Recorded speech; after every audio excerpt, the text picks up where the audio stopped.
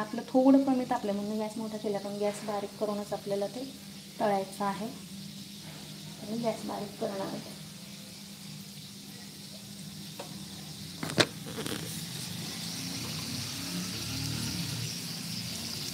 त्याच्यावरती बबल्स कसे छान आले तुम्ही पाहू शकता. रवा टाकल्यामुळे ना 3 ते 4 चमचे रवा टाकायचा आणि आपल्याला ह्या अशा बबल्स, मस्त अशा बबल्स येतात आणि ना खूप खुसखुशीत लागते कढी रवा टाकल्यामुळे.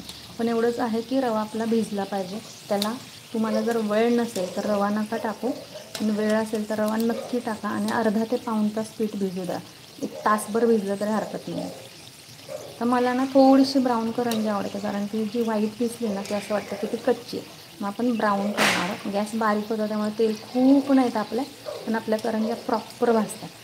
ब्राउनिश कलर यायला लागला की गॅस बंद करणार आहे मी, कारण आपण दुसरा केलेला नाही ना अजून करंज्या, बाकीच्या अजून बाकी आहेत करायच्या. हे बघा, तुम्ही बघू शकता एकदम छान बबल्स आले आणि ह्याच्यामुळे ना करंजी अगदी खुसखुशीत होते.